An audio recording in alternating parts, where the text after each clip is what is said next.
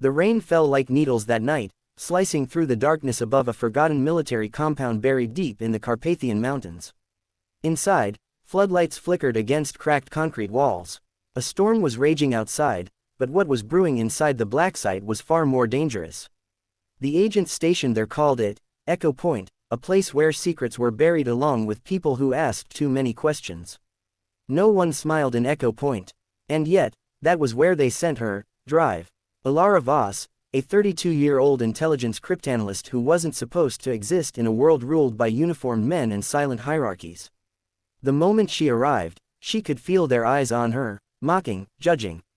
Her boots echoed against the steel floor as whispers followed her. Headquarters sent a codebreaker. One of the guards sneered. She won't last a week here, another laughed. She's just another desk rat trying to play spy. Alara ignored them, clutching her encrypted tablet close to her chest. She wasn't here to impress them.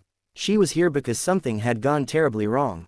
A month earlier, Commander Reese Hale, the decorated head of Echo Point, had vanished without a trace. Surveillance footage showed him entering his quarters late one night, and never coming out. The next morning, his door was locked from the inside, and his communication systems wiped clean. All that remained was a coded message on his terminal. Greater than, the truth isn't buried here. It's living among you. No one could break it. Not even the agency's best. So they called her. The air inside the Blacksite was heavy with tension and testosterone. The soldiers viewed her as an outsider, a liability. She wasn't trained for combat. She didn't understand their chain of command. And worst of all, she didn't belong. Her workspace was a dimly lit cell, one wall lined with broken servers and tangled wires. The hum of old processors filled the silence. For days, she sat there, alone, deciphering fragments of encrypted logs that made no sense. Each file she unlocked revealed another piece of a puzzle she wasn't sure she wanted to solve.